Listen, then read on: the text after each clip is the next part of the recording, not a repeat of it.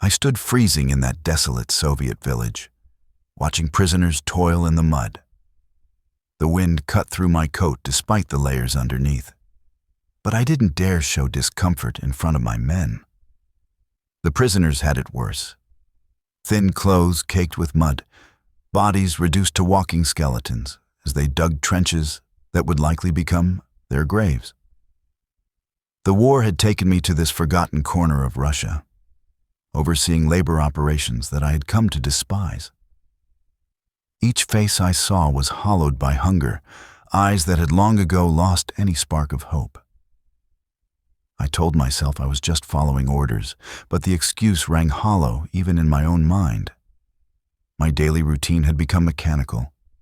Wake before dawn in the drafty officers' quarters. Down a shot of schnapps that burned going down but did little to warm me. Put on the uniform that marked me as their captor. And try, unsuccessfully, to block out thoughts of what these prisoners endured day after day.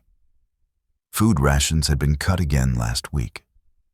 Berlin said supplies were needed for the front lines. I'd seen what happened when men starved, how humanity peeled away like dead skin until something else emerged, something desperate. My men, Randy, Phoenix, and Sage, didn't seem troubled by such thoughts. They followed orders without question, maintained discipline, kept the prisoners working. Randy was steady, reliable. Phoenix noticed everything, cataloging details with quiet efficiency. Sage was the youngest, still eager to prove himself useful. None of them questioned our assignment or the slow death sentences we administered through labor and neglect. I walked the perimeter of the work site, boots sinking into the half-frozen mud. The prisoners avoided my gaze. Some were Russian soldiers, others civilians who'd been in the wrong place when we swept through. All were just trying to survive another day. The next morning started like any other. I had just finished my ritual shot of schnapps when the door to my quarters banged open. Sage stood there, breath coming in quick clouds, his young face flushed with more than just the cold. "Sir, a prisoner is missing from Barracks 3. I set down my glass, instantly alert. When was the last count? Last night at lockdown. Everything was accounted for then. I grabbed my coat and pistol. Order a full roll call. Now. Minutes later, the prisoners stood in ragged lines in the compound yard, shivering in the morning frost. I walked down each row, counting faces I'd stopped seeing as human months ago. When the count finished, my suspicion was confirmed. Johnny Kelly was missing. "Search the compound," I ordered my men. "Check everywhere. He couldn't have gotten far in this weather." Phoenix returned first, his typically calm face troubled. "Sir, I found something behind Barracks 3. A blood trail." My stomach tightened. "Show me." Dark spatters marked the snow, leading away from the prisoners' quarters toward a storage shed at the edge of the compound. The trail was fresh, still red against the white ground. I drew my pistol and followed it, signaling Randy and Phoenix to flank me while Sage remained with the other prisoners. The shed door hung open, creaking on its hinges. Inside, the dim light revealed a scene that stopped me cold. A body lay sprawled on the dirt floor, Sokolov, one of the Russian prisoners. His chest had been torn open, ribs protruding from mangled flesh. And hunched over him, hands and face smeared with blood, was another prisoner, Jaden Coleman. Coleman didn't even look up at our entrance. He continued tearing strips of flesh from Sokolov's body, shoving them into his mouth with animalistic focus. The wet sounds of his feeding filled the small space. My stomach heaved. I stumbled back against the doorframe and vomited, the schnapps burning worse coming up than it had going down. When I wiped my mouth and looked up, Coleman had finally noticed us. His eyes were wild, yellow-tinged, and utterly devoid of anything human. "Randy?" I managed to say, my voice barely steady. Shoot him. Randy didn't hesitate. His rifle cracked in the small space, the sound deafening. Coleman slumped forward onto his meal, a dark hole in his temple. I stepped back into the cold air, trying to breathe through my mouth to avoid the metallic smell of blood. No one talks about what happened here, I told Randy and Phoenix. Not to the other prisoners, not among yourselves. Understood? They nodded, faces pale. Burn both bodies, I continued. Make sure nothing remains.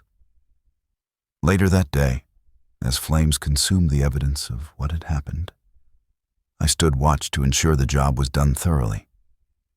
The other prisoners had been kept away, told only that there had been an incident and 2 men had died trying to escape, a lie that was easier to believe than the truth. As I watched the fire, I felt eyes on me. Looking up, I saw an elderly prisoner standing at the edge of the group, his gaze fixed not on the flames, but on me. Unlike the others who averted their eyes, this man stared directly at me with an unsettling intensity. There was something in his expression. Not fear, not hatred, but something like recognition, as if he understood exactly what had happened in that shed and what it meant. I turned away first. I had the elderly prisoner brought to my office for questioning. His eyes, the same ones that had watched me so intently during the burning, now studied me with an unsettling calmness as Randy and Phoenix escorted him in. Unlike the other prisoners, who kept their gazes down, this man met mine directly, his posture straight despite his obvious frailty. Sit, I said, gesturing to the wooden chair across from my desk. The old man lowered himself into the seat. His hands trembled slightly, but there was nothing fearful in his expression. Your name? I asked, opening a notebook in front of me. Professor Zachary Rush, he replied, his voice carrying the cultured tones of an educated man. I taught folklore studies at Moscow University before the war.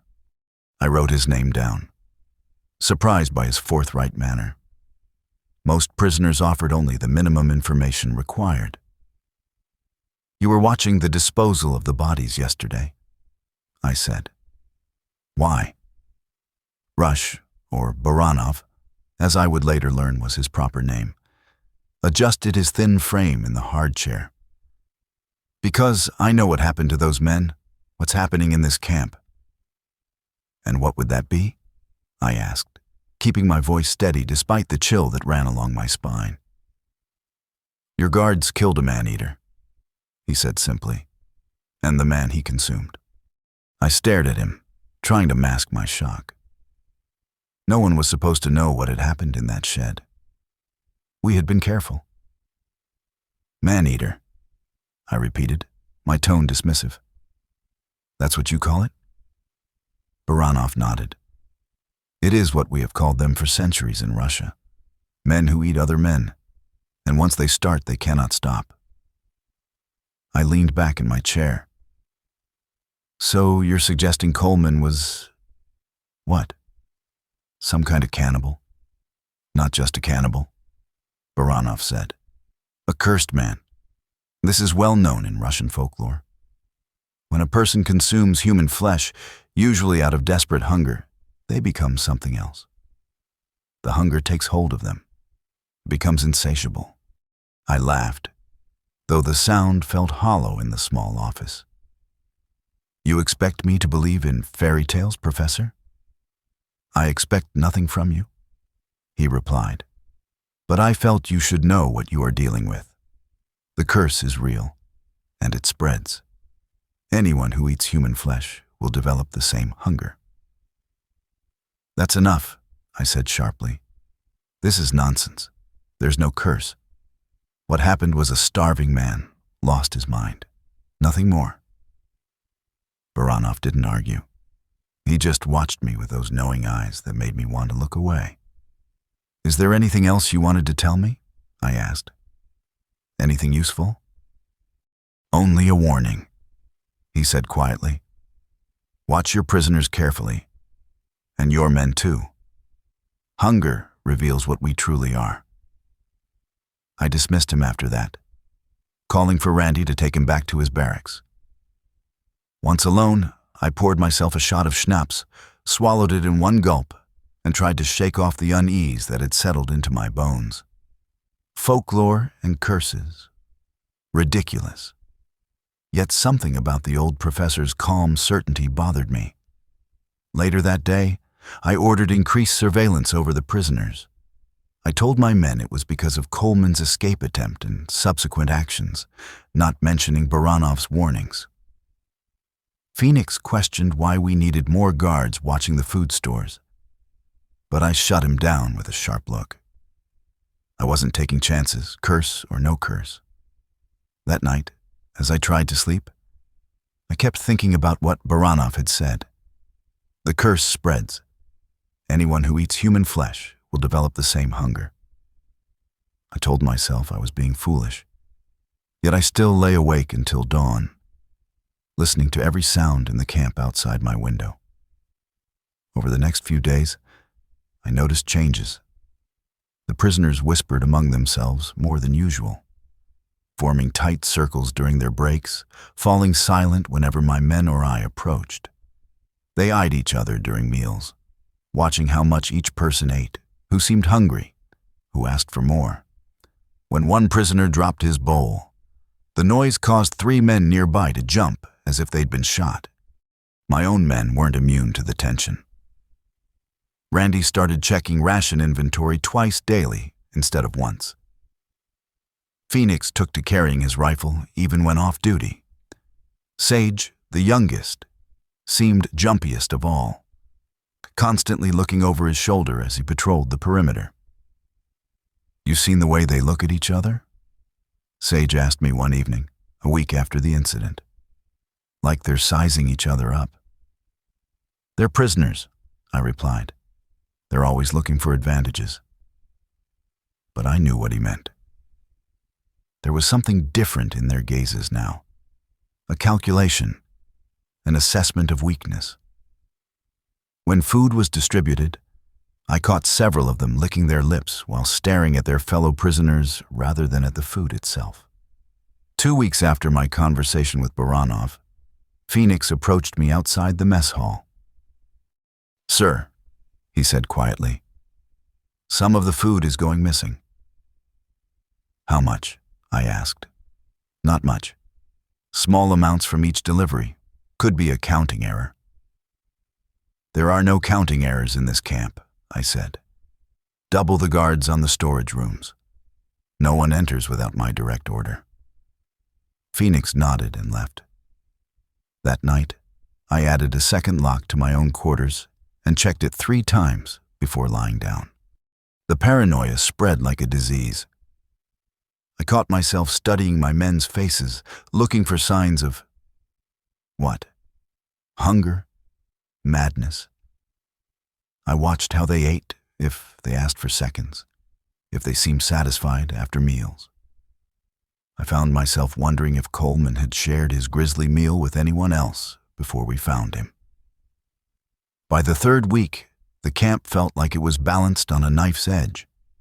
The prisoners barely spoke to each other, keeping physical distance whenever possible. My men patrolled in pairs now, no one wanting to be alone. I started keeping my pistol loaded on my nightstand instead of in its holster. Then came the night of screams. I woke to terrified yelling from outside. I grabbed my pistol and coat, not bothering with my boots as I rushed out into the cold night. Other guards were already moving toward the source of the commotion, the area behind the officers' quarters. The beams of several flashlights converged on a scene that made my stomach lurch. Sage lay sprawled on his back in the mud, his young face frozen in shock, his chest torn open in a horrifying mirror of how we'd found Sokolov weeks earlier. His ribs were exposed, white against the dark cavity of his torso. Blood pooled beneath him, black in the dim light. Standing beside the body, drenched in blood that covered his hands and face, was Professor Baranov. His thin frame seemed somehow larger in the darkness, his eyes wild, his breathing heavy. When he saw me approach, he didn't try to run. "I did it," he said simply. His voice carried clearly through the cold air. "I killed him." "Why?" I managed to ask, my pistol trained on his chest. "The hunger," Baranov replied, his bloody hands trembling. "It became unbearable. I tried to resist, but it's been growing in me for months. I thought I could control it." A half-dozen guards surrounded us now, their weapons all pointed at the old man. I stepped closer, keeping my aim steady. "Arrest him," I ordered Randy, who stood to my right. "Lock him in the isolation cell." As Randy moved forward, something changed in Baranov's posture. His hunched shoulders straightened. The trembling in his hands stopped. His face, that elderly, scholarly face, transformed into something feral.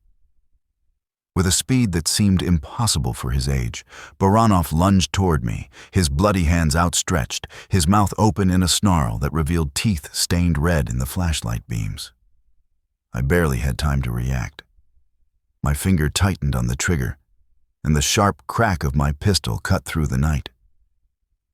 Baranov jerked backward, a dark spot blooming on his chest. He stumbled but remained standing, his eyes locked on mine. I fired again. This time, he fell to his knees. I approached cautiously, my pistol still raised. Baranov looked up at me, blood bubbling from his lips, his breathing shallow. He motioned for me to come closer. Against my better judgment, I leaned down to hear his final words.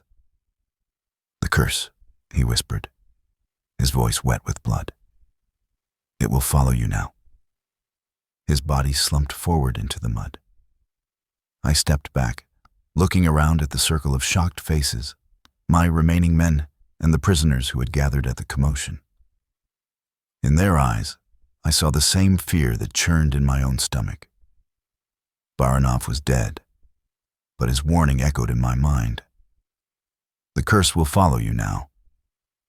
As I gave orders to remove both bodies, I tried to dismiss the old man's words as the ravings of a murderer. But standing there in the cold night, with Sage's blood soaking into the frozen ground, I couldn't shake the feeling that something had been set in motion. Something that wouldn't end with Baranov's death. I made sure the old man's body burned until nothing remained but ash. The flames consumed what was left of Professor Baranov, or Zachary Rush, or whatever his real name had been. I stood there, watching until the last ember died, not trusting that anything of him should remain. The other guards kept their distance, still shaken by what had happened to Sage. None of us spoke about what the old man had done, or what he'd said about hunger and curses. Some things were better left unspoken. The next morning, I drafted a transfer request. My hands shook as I wrote it, the memories of the past few weeks making it hard to concentrate. I listed every legitimate reason I could think of: deteriorating camp conditions, the strain of recent events on personnel morale, my experience being needed elsewhere. I said nothing about man-eaters or curses or the sickening feeling in my gut that wouldn't go away. 3 days later, my commander tossed the papers back onto my desk. "Request denied, Moss," he said, not bothering to hide his irritation. "In case you haven't noticed, we're losing this war. The Soviets are 40 miles east and advancing. Every man stays at his post." He leaned closer, his voice dropping. "And frankly, no one wants to deal with what's happening at this camp. You made this mess. You handle it." He left me sitting there, staring at the rejected request. That night, we got the evacuation order. The Eastern Front had collapsed entirely. Everything happened so quickly after that. We burned documents, packed essential equipment, and prepared to move out. There was no plan for the prisoners, No evacuation protocol, no transfer orders, nothing. What about them? Phoenix asked, gesturing toward the barracks where hundreds of emaciated men were locked inside. I remember the moment I decided, or perhaps the moment the decision was made for me. We leave them. The guilt came later. At that moment, there was only relief as we marched away from that place, the compounds growing smaller behind us. I didn't look back, not even once. I told myself they had a better chance waiting for their countrymen than being force-marched west with us. Our retreat was chaos. Artillery shells, strafing aircraft, broken supply lines, conflicting orders. Men disappeared from our column daily, some killed, some captured, some simply walking away into the woods, throwing away their uniforms and hoping to disappear. I lost track of Phoenix somewhere near Frankfurt under Oder. Randy took a piece of shrapnel 2 days later. Germany surrendered while I was huddled in a farmhouse cellar with a dozen other soldiers, none of whom I knew. We'd been separated from our units, scrounging for food, avoiding both the advancing Soviets and the retreating SS who shot deserters on sight. When we finally emerged, Americans were everywhere, processing the remnants of the Wehrmacht into hastily established prisoner camps. My war ended in a muddy field surrounded by barbed wire, waiting in line for watery soup ladled by bored American soldiers. I became what I had once guarded, a prisoner with a number, a hollow man with no purpose beyond survival. The irony wasn't lost on me. I spent 9 months in that Allied camp before they processed my paperwork. My record showed no war crimes, no SS affiliation, just a mid-level Wehrmacht officer doing his duty. They released me with a set of civilian clothes, a small allowance of occupation currency, and directions to a refugee processing center. It took me another year to make it back to Dresden. The city I remembered had been reduced to rubble by Allied bombing, now being slowly rebuilt by the Soviets in their sector of occupied Germany. The streets I once knew were unrecognizable, landmarks gone, replaced by utilitarian concrete structures with red stars mounted proudly on their facades. Finding Carrie and Oliver took weeks of searching through displaced persons registries. When I finally stood at the door of our small assigned apartment in a gray concrete building, I almost couldn't bring myself to knock. 4 years had passed since I'd seen them. 4 years of war, imprisonment, and the long journey home. Carrie opened the door, and we stared at each other. She looked at me like she was seeing a ghost, someone she'd once known but had already mourned and put away in her memories. "You're alive," she said finally. No joy in her voice, just flat acknowledgement of fact. She stepped aside to let me in. The apartment was small, one main room serving as kitchen and living area, with a bedroom off to the side. Everything was neat, functional, sparse. A boy sat at the small table, pencil in hand, working on what looked like schoolwork. Oliver, my son, 12 years old now, when he'd been only 8 when I left. He looked up at me, his face betraying no emotion beyond wary curiosity. He didn't get up, didn't run to me, didn't even speak. "Oliver," I said, my voice cracking slightly. "It's me, your father." He nodded once, then looked down at his papers again. "Hello," he said quietly. That first night, I slept on a thin mat on the floor of the main room. Carrie and Oliver took the bedroom. We were strangers sharing an apartment, not a family reunited. I lay awake listening to the unfamiliar sounds of this new Dresden. Trucks rumbling past, voices speaking Russian in the street below, the building creaking as it settled. The next weeks passed in awkward adjustment. Carrie had managed on her own, working at a textile factory, raising Oliver alone. They had routines I knew nothing about, Inside jokes I didn't understand, a life built without me. The Soviets are hiring at the machine factory, Carrie told me over a breakfast of dark bread and thin coffee. They need men who can read technical documents. I took the job. Every morning I walked to the factory, showed my papers to the guards at the gate, and spent 10 hours assembling machinery under the watchful eyes of Soviet technical advisors. The work was mindless enough to let my thoughts wander, which was both blessing and curse. During those long hours, I tried to bury the memories of the camp, of Baranov, of what I'd seen. I focused on memorizing part numbers, assembly sequences, production quotas. I came home tired, ate whatever Carrie had managed to prepare with our rations, and attempted small talk with a son who regarded me as an intruder. "He'll come around," Carrie said one night after Oliver had gone to bed. "He was young when you left. He barely remembers you." "And you?" I asked. "Do you remember me?" She looked at me for a long moment. "I remember the man who left. I'm not sure who came back." I couldn't argue with that. I wasn't sure either. Life settled into a pattern.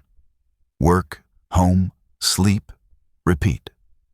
Occasionally, Carrie and I would share the bedroom, an awkward negotiation of physical need rather than intimacy. Oliver gradually thawed, asking questions about my time away, though I carefully edited my answers. Some things a child should never know. Some things no one should know. I never spoke of Baranov, or the camp, or what happened there. When co-workers asked about my war experience, I gave them the sanitized version: administrative duties, guard rotations, the chaos of retreat. Nothing about prisoners eating each other, nothing about old men who tore out throats with their teeth. But something wasn't right. I felt it in quiet moments, a wrongness that followed me, lingered at the edges of rooms, whispered just beyond hearing. I would turn suddenly, certain someone was watching me, only to find empty corners. And then there were the nightmares. They came without warning, plunging me back into that moment. Baranov's blood-covered face, his eyes locked on mine as he died. His final words, "The curse follows you now." I'd wake up gasping, sheets soaked with sweat, the old man's voice echoing in my head. Carrie learned to ignore these episodes. Oliver would sometimes stand in the doorway, watching me with unreadable eyes before returning to bed without a word. During the day, I could almost convince myself it was nothing, just the mind-processing trauma working through guilt. But in those dark hours between midnight and dawn, when the nightmares came, I knew better. Something had followed me home from Russia. Something waited, patient and hungry for the right moment. And no matter how normal I pretended my life was, no matter how many years passed, the feeling remained. The curse Baranov had promised would never leave me. I felt like someone had punched me in the stomach when Oliver showed me the letter. The youth exchange program. Russia. My son, selected to study in Leningrad for 6 months as part of a cultural bridge-building initiative between East Germany and the Soviet Union. "This is an honor," Oliver said, his eyes bright with excitement.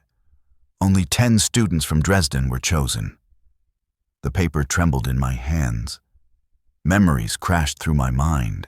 Emaciated prisoners in the snow, Sage's torn open chest, Baranov's blood-covered face, his final warnings. I couldn't let my son go there. Not to Russia. Not where it all began. "No," I said, placing the letter on our small kitchen table. "You can't go." Oliver's face fell. "But Father," I said no.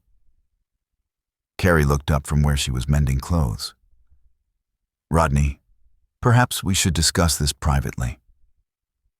Later that night, after Oliver had gone to bed, Carrie and I argued in hushed tones in the kitchen.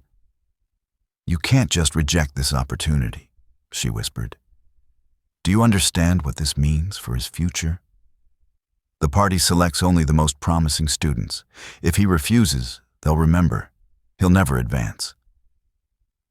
"I don't care about advancing with the party," I said. Carrie grabbed my wrist. "Well, you should. We live in East Germany now. The war is over. We have to build our lives here, under these rules. Oliver needs every advantage. You don't understand what I saw there, what happened during the war? That was a decade ago, Rodney. The Soviets are our allies now, and this program could mean a university position for Oliver someday." I pulled away from her. "I can't let him go to Russia." "Why? Why are you so afraid?" Her eyes searched mine. "You've never told me what happened when you were stationed there." I looked away. "Some things are better left unspoken." "Well, your silence could cost our son his future." For weeks, the battle continued. Oliver grew increasingly upset with me. I caught him crying one evening, and the sight broke something inside me. Carrie was relentless in her arguments, laying out the practical reality of our lives under Soviet control. Each day I felt my resolve weakening. "Other families would give anything for this chance," Carrie said one night. "The Schmidt's son wasn't selected, and Fritz has better grades than Oliver." "This isn't about grades," I muttered. "Then what is it about?" she demanded. "You keep saying no without explanation. He's 18 now, Rodney. Soon he won't need our permission at all." That struck me hard. She was right. Oliver was nearly a man. If I forced him to stay, he might leave anyway, with resentment in his heart. At least with the program, there would be structure, oversight. After a month of arguments, I finally relented. I told myself that the curse, if it even existed, couldn't possibly follow bloodlines. Baranov had been a sick old man, driven mad by starvation. His words were just the ramblings of a dying prisoner. "Fine," I said to Carrie. "He can go." Oliver left in March of 1955. I hugged him at the train station, fighting the urge to pull him back as he boarded. He promised to write every week. His first few letters arrived as scheduled, filled with descriptions of Leningrad, his studies, and the other students. The program seemed to be everything Carrie had hoped, a genuine opportunity. Then the letters became less frequent. Oliver mentioned food shortages, but assured us he was getting enough. His handwriting looked different, more hurried. In his last letter, he wrote that he'd been moved to a special research facility outside the city for the final portion of the program. He couldn't provide an address for us to write back. 3 months after Oliver's departure, someone knocked on our apartment door. Carrie was at work, so I answered it. A man in a gray suit stood in the hallway. His face was as expressionless as a stone. "Comrade Moss?" he asked. "I am Glenn Acosta from the Ministry of Education." Something about his flat tone made my heart rate spike. "Yes?" "May I come in? I have information regarding your son." I stepped back, allowing him inside. He declined my offer to sit, instead standing rigidly in our small living area, his hands clasped behind his back. "I regret to inform you that Oliver Moss died yesterday in Leningrad." The words hit me like ice water. I grabbed the back of a chair to steady myself. "That's not possible," I said. "There must be some mistake." "There is no mistake. Your son suffered a tragic accident at the research facility where he was completing his exchange program." "What kind of accident?" I asked, my voice rising. "What happened to him?" Acosta's face remained unmoved. "I am not at liberty to discuss the details. The matter is classified due to the nature of the research being conducted." "Classified? He's my son." I understand your distress, Comrade Moss, but I can only share what I've been authorized to tell you. He pulled an envelope from his jacket and placed it on the table. This contains official documentation of your son's death for your records.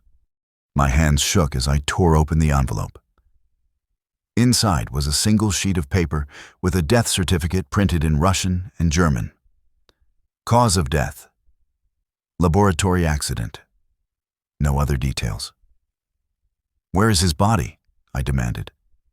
When will they send him home? I'm afraid that won't be possible. Due to the nature of the accident and concerns about contamination, the remains have been disposed of according to Soviet safety protocols.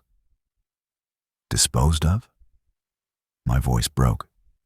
What does that mean? Cremated, Comrade Moss. It was necessary for public safety. The room began to spin. I thought I might vomit. You're telling me my son is dead, but I can't even bury him. I can't say goodbye. I'm sorry for your loss. His voice contained not a trace of genuine sympathy.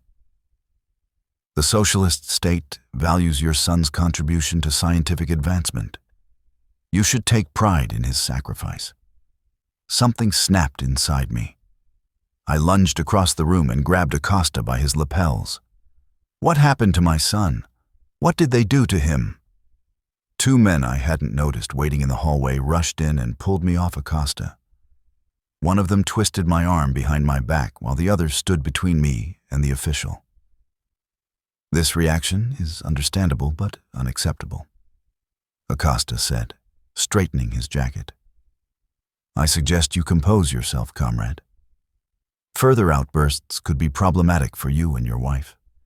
The men released me once Acosta had safely exited the apartment. I collapsed onto the floor, the death certificate clutched in my fist. When Carrie came home, I had to tell her our son was dead. She screamed, she wept, she raged. All the things I'd done in private. We held each other that night, our shared grief the only thing connecting us. But while Carrie eventually moved toward acceptance, I couldn't let go. I began writing letters to the Ministry of Education, to the Soviet Embassy, to the Youth Exchange Program administrators.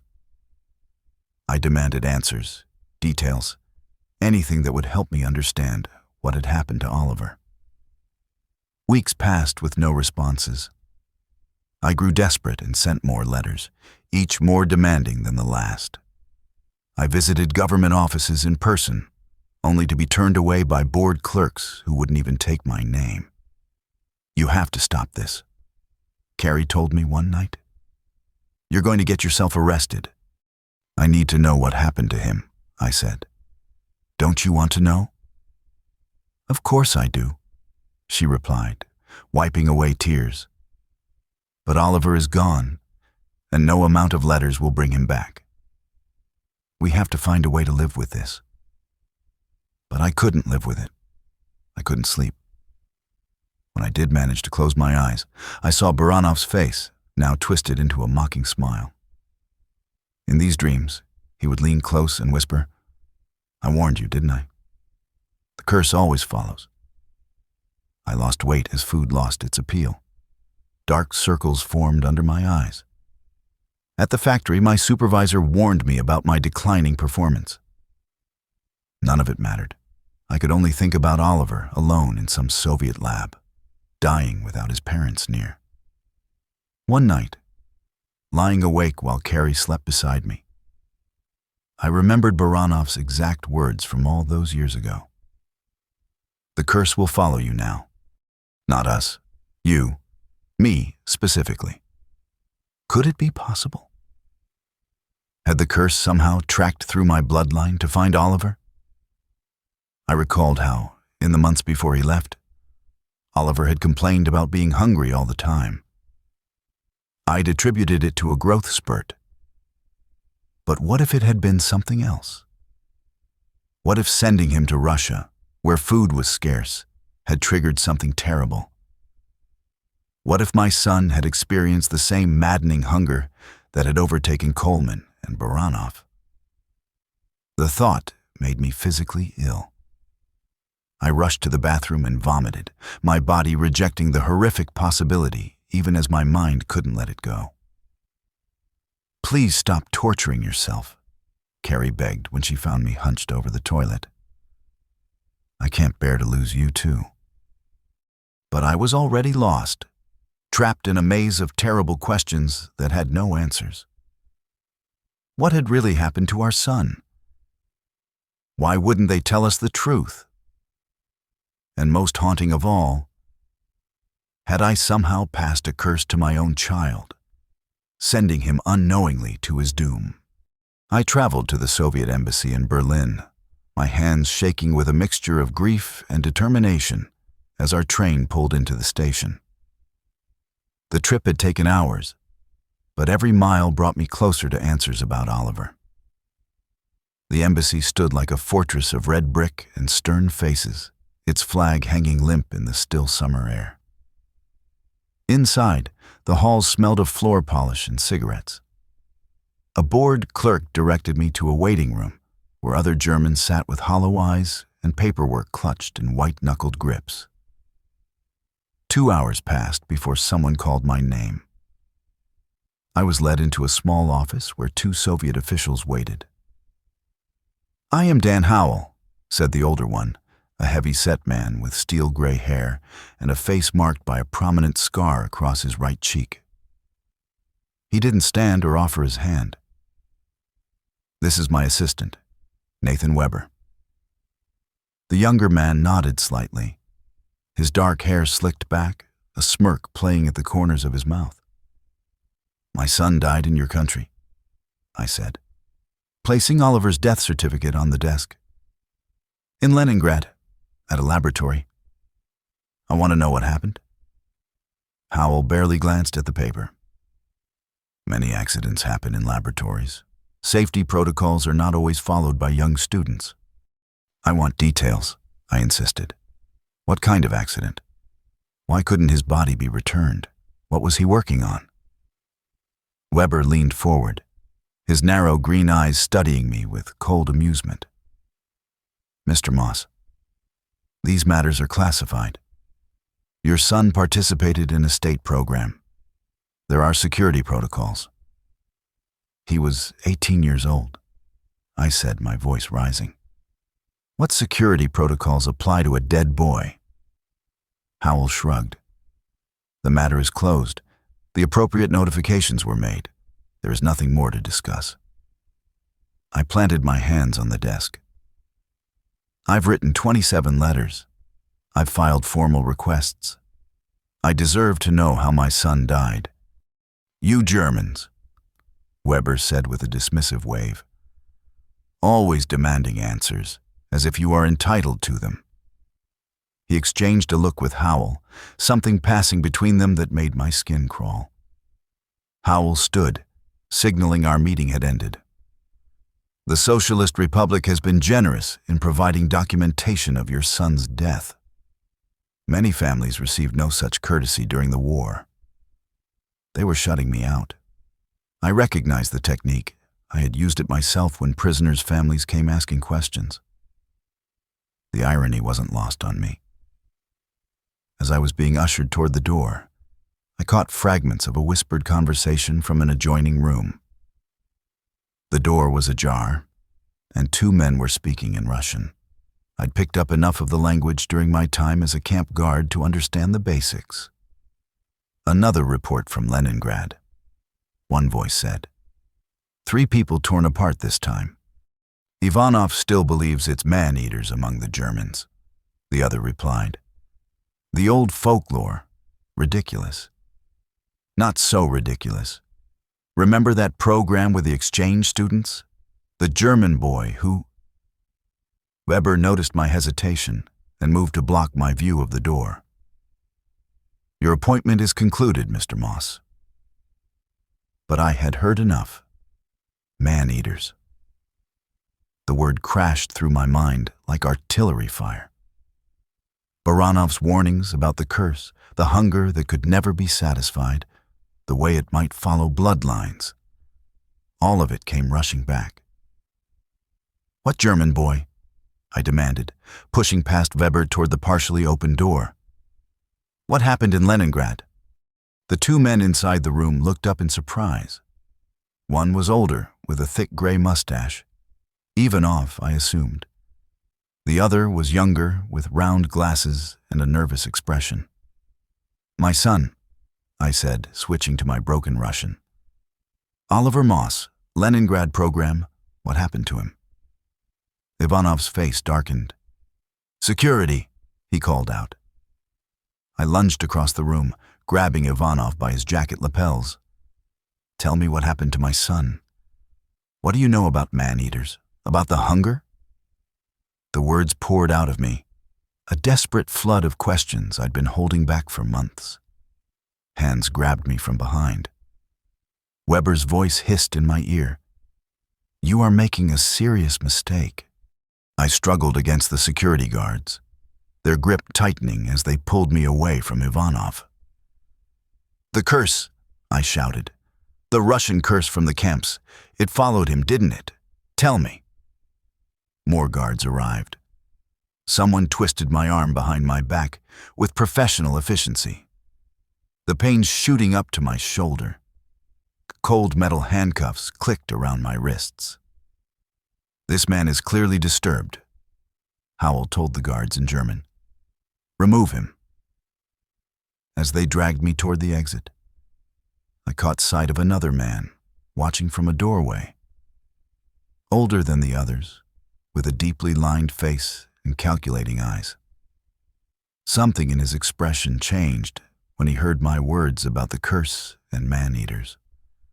A flash of recognition, perhaps even fear. You, I said, straining against the guards. You know what I'm talking about. The guards paused, uncertain, as the older man approached slowly. I am Kuznetsov, he said quietly in perfect German. And yes, I know of what you speak. He studied me, his eyes narrowing. You were there, weren't you? With Baranov. The name hit me like a physical blow. How do you know that name? Kuznetsov leaned closer, his voice dropping to a whisper. Professor Baranov was right, you know, about everything. The curse never ends. It follows bloodlines. His lips curved in what might have been a smile. Your son, he fed many hungry men before the end. My legs gave way beneath me. The guards tightened their grip, holding me upright as Kuznetsov stepped back. Take him away, Kuznetsov ordered. The East German authorities will want to speak with him about this outburst. They dragged me through the embassy, past startled visitors and stone-faced staff. My mind reeled with Kuznetsov's words. Oliver, my son. The curse had followed my bloodline, just as Baranov had warned. And now I understood what had really happened in Leningrad. Not a laboratory accident, but something far worse. The guards handed me over to East German police waiting outside. I was pushed into the back of a police van, still handcuffed. The drive passed in a blur of street noise and shouted orders. Eventually, they led me down a narrow corridor that smelled of disinfectant and despair, stopping at a small cell with a metal door. The cell was barely 6 feet by 8 feet, with a concrete bench along one wall and a toilet in the corner. The door clanged shut behind me, the sound echoing in the confined space. Alone in that cold cell, I slumped onto the hard bench. The truth I had fought so hard to uncover now tormented me. The curse had reached across the years and distance to claim Oliver's life. My son had become what I had feared most, a man-eater consumed by an unnatural hunger, just like Coleman and Baranov in the camp. And somehow, before the end, he had fed many hungry men. The image that conjured made me retch, though my empty stomach produced nothing but bitter bile. I stared at the blank wall, seeing instead the face of my son as he boarded that train to Leningrad, excited and full of hope. I had sent him there. I had allowed it to happen, convincing myself that Baranov's warnings couldn't possibly be true, that curses couldn't follow bloodlines, that the past was truly behind us. How wrong I had been. I sat in my damp cell, my back against the cold concrete wall, as the pieces finally clicked into place. The dim light barely illuminated the tiny space, but in my mind, everything was becoming crystal clear. My fingers traced patterns in the condensation on the floor as I methodically connected every fragment of information I had gathered since that first day at the camp. Baranov's words came back to me with perfect clarity. The old professor had tried to warn me, his eyes knowing and resigned as he spoke about the curse. It spreads like a disease, he had told me, his voice steady despite his frail body. And hunger, true hunger, awakens it. I hadn't believed him then. How could I? Such things belonged in folk tales told around fires, not in the rational world of men. But sitting here in this cell, I couldn't deny the truth any longer. The curse had followed me home from Russia, had settled into my blood, and had passed to my son, my Oliver. The thought made my stomach turn. The curse had traveled through my bloodline to claim him. I closed my eyes and forced myself to remember things I had ignored for years, signs I had dismissed or explained away. Oliver's unusual hunger during adolescence, how he would empty the pantry in a single night. Carrie had laughed it off. Growing boys, she'd said with a smile, never noticing how I watched our son with growing unease. Then there were the animals. Our neighbor's cat that would hiss and arch its back whenever Oliver approached. The dog down the street that would whimper and retreat. Animals sensed things humans couldn't or wouldn't. Most disturbing were the moments I caught him watching people. Not just looking, but studying them with an intensity that wasn't right for a boy his age. The way his eyes would fix on their throats when he thought no one was paying attention. I told myself it was normal teenage awkwardness, that he was just trying to figure out how to interact with others. I'd been a fool. I pushed myself up from the floor and paced the small cell. 3 steps in one direction before turning back. Sending Oliver to Russia had been the trigger. Something there had pushed him over the edge. Maybe food shortages. The Soviets were notorious for their mismanagement of supplies. Or perhaps something about being in that land where the curse had originated had awakened what lay dormant in his blood. My boy had gone hungry, and hunger reveals true nature. You stupid, blind fool, I muttered to myself, the words tasting bitter. Rage boiled up inside me, sudden and overwhelming. I slammed my fist into the concrete wall, feeling skin split across my knuckles. The pain was sharp and clarifying. I hit the wall again and again, watching my blood smear across the gray surface. Each impact sent shocks up my arm, but I welcomed the pain. It was nothing compared to what Oliver must have experienced as the hunger consumed him. "Hey, stop that!" a guard shouted from outside my cell. I ignored him, continuing to pound the wall until my hands were slick with blood. "I brought it back," I said, my voice rising. I brought it back with me from that camp, the man-eaters, the curse. It followed me home. The guard's face appeared at the small window in the door, his expression a mixture of disgust and concern. "He's losing it again." He called to someone I couldn't see. "You don't understand," I told him, pressing my bleeding hands against the door. "It spreads through blood and hunger. Baranov was right. It doesn't just die with the host." "Back away from the door," the guard ordered. "My son became one of them, a man-eater. That's what happened in Leningrad. He fed on human flesh. That's why they couldn't send his body home." The guard's eyes widened. "You need to calm down." The Russians know about it. They've always known. It's an ancient curse from their own land. Get the doctor, the guard called to someone in the corridor. Tell him the German's having another episode. I slumped back against the wall, leaving bloody handprints on the concrete. My outburst had drained me, leaving me hollow and cold. Part of me wished they would decide I was too dangerous or too insane to keep alive. A bullet to the head would be a mercy compared to living with what I knew. But death wouldn't end it. That was the cruel truth I had finally accepted. The curse had already moved beyond me, beyond my family. My son had fed many hungry men before the end, as Kuznetsov had said at the embassy. Those words haunted me. How many had Oliver infected before they put him down? How many new carriers of the curse were now walking around Leningrad, looking perfectly normal until hunger struck them? I sank back down to the floor, cradling my bleeding hands in my lap. The guards thought I was mad. Perhaps I was.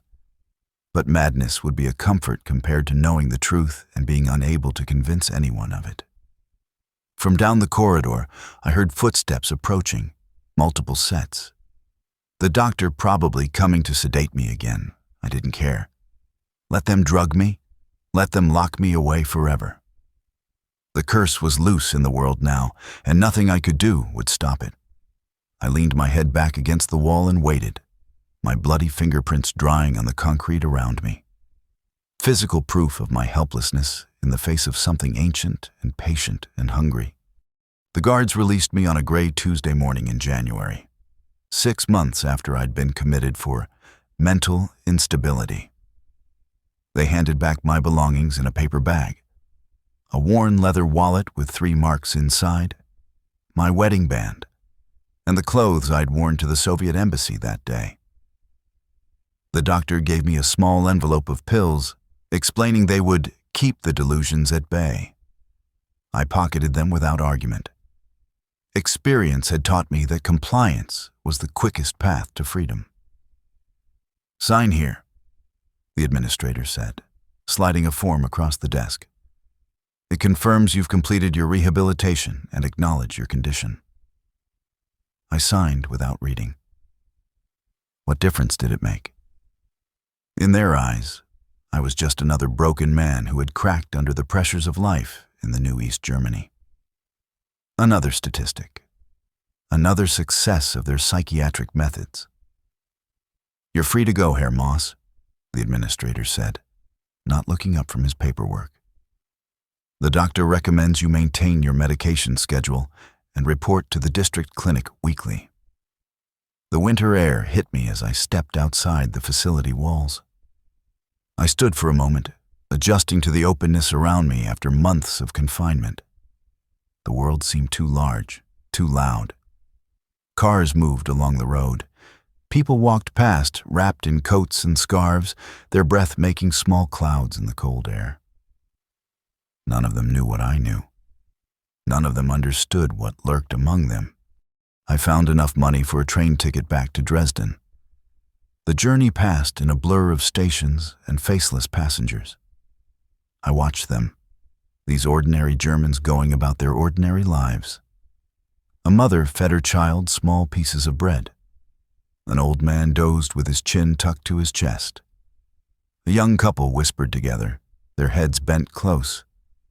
I examined their faces, their hands, the way they moved. Did any of them harbor the hunger? Would any of them, given the right circumstances, feel the urge to consume human flesh? Dresden had changed in the 6 months I'd been gone. Or perhaps I had changed. The streets seemed darker, the buildings more oppressive. People hurried with their heads down, avoiding eye contact. The Soviet presence felt heavier, more entrenched. When I reached our apartment building, I climbed the stairs slowly, dreading what I might find. Carrie had visited me only once in the institution, 2 weeks after I was committed. She'd sat across from me in the visitor's room, her hands folded in her lap, her eyes never quite meeting mine. "I can't do this anymore, Rodney," she'd said. "First, the war took you from us. Then whatever happened in Russia changed you. And now Oliver." Her voice had broken then. "I need to start over." I tried to explain about the curse again, more carefully this time, but she'd stood up and walked out. That was the last I'd seen of her. I knocked on our apartment door. Footsteps approached from inside, and then the door opened to reveal a woman I'd never seen before. She was middle-aged with short gray hair and tired eyes. "Yes?" she asked, suspicious. "I'm looking for Carrie Moss," I said, my voice rough from disuse. "This is my apartment." The woman frowned. "I don't know any Carrie. My husband and I have lived here since August. The housing authority assigned it to us. There must be some mistake. I'm Rodney Moss. This is my home." She started to close the door. "You should speak to the housing office." I put my hand on the door. "Please, my wife." "Do you know where she went?" The woman's expression softened slightly. The apartment was empty when we arrived. They told us the previous tenant had relocated voluntarily. That's all I know. Behind her, a man's voice called out, "Who is it, Greta?" "It's nothing," she called back, then turned to me. "You need to go. I'm sorry." The door closed in my face. I stood there for a long moment, staring at the peeling paint.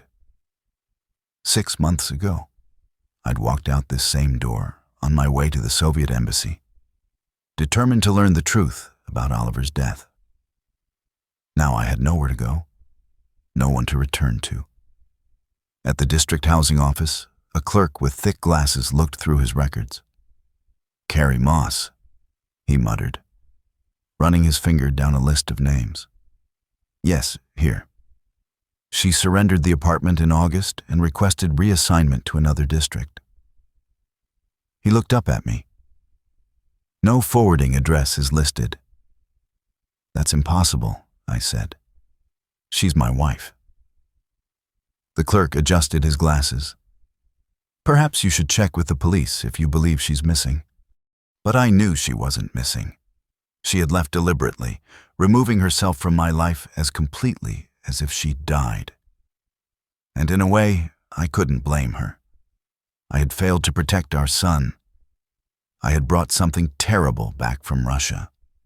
I had become a burden, an embarrassment, a reminder of everything she had lost. That first night, I slept in the train station, huddled on a bench with my coat pulled tight around me.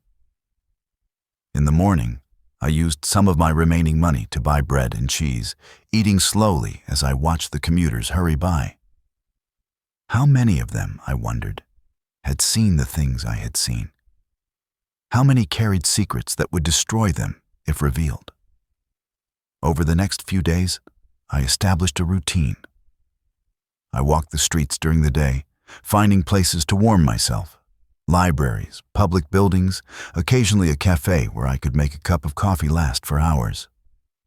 At night, I found shelters when I could, doorways or abandoned buildings when I couldn't. And I watched. I had nothing else to do but watch. At first, it was just a way to pass the time. But slowly, I began to notice things. The way certain people seemed to sniff the air in crowded places, their nostrils flaring slightly as they scanned the room. The intense looks that sometimes passed across otherwise ordinary faces when someone brushed too close to them. The small, barely noticeable spots on coat sleeves or shirt cuffs that might be blood, hastily but imperfectly washed away. In a second-hand shop, I bought a small notebook and pencil. I began to record my observations. Dates, times, locations. Descriptions of individuals who triggered my suspicions. Behaviors that seemed odd or unsettling. Man in blue coat, approximately 50 years old. I wrote one evening. Station cafe. Watching a young woman, not with lust, but hunger. Kept licking his lips, followed her when she left. Ticket seller at the cinema, female, 30. Sniffed each person's hand when returning change. Eyes dilated when a child approached. Butcher on Antonstrasse. Bloodstains normal for occupation, but watches customers too intently. Asked strange questions about my living situation. I knew how it would sound to anyone who read my notes. The ravings of a madman. The paranoid delusions of a mentally unstable individual. But I knew what I had seen in Russia. I knew what had happened to my son.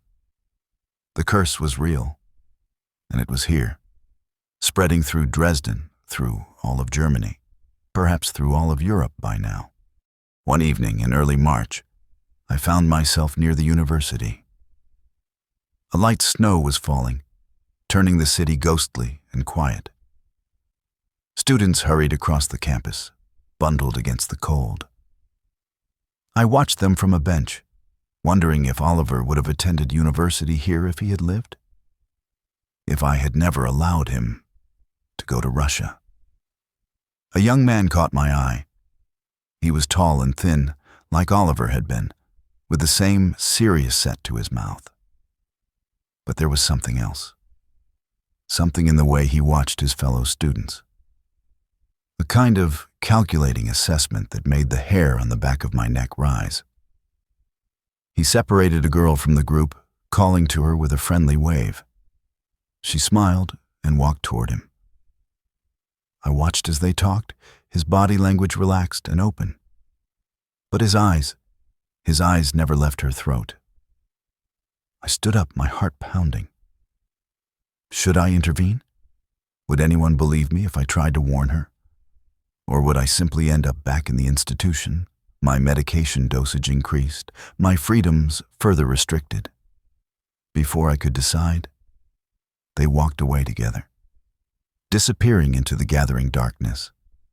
I sank back onto the bench, feeling the weight of my helplessness crush down on me.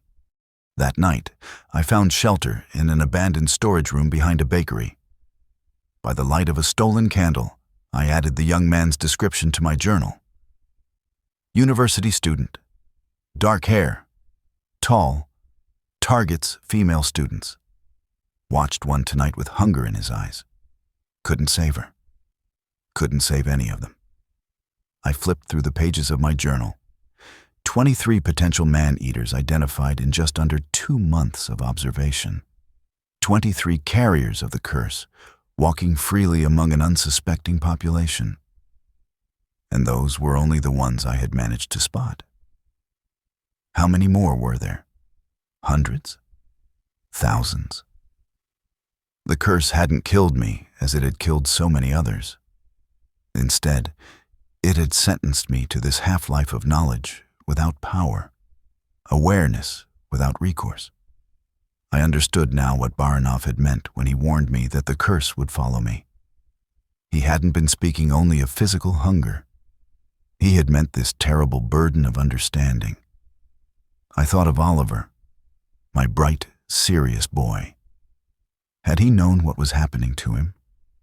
Had he fought against the hunger until he could fight no more? Or had the curse taken him quickly, erasing his humanity before he could comprehend what he was becoming? I made my final entry for the night. The curse spreads. I watch. I record. No one will ever believe me. This is my punishment. To know and be unable to act. To see and be unable to stop what is coming. Outside, the snow continued to fall, covering Dresden in a blanket of white that would, by morning, reveal the tracks of all who moved through the night. I closed my journal and extinguished my candle. In the darkness, I wondered about all the others out there who might at this very moment be feeling the first stirrings of unnatural hunger, the first whispers of a curse that had traveled from the frozen camps of Russia to the heart of Europe. I had survived the war. I had survived the camps. I had survived confinement in a psychiatric facility. But survival, I had learned, was not always a blessing. Some curses didn't kill you quickly. Some curses forced you to live with what you knew, what you had done, what you had brought back with you from places that should have remained undisturbed. And those curses, I knew with absolute certainty, were far worse than death itself.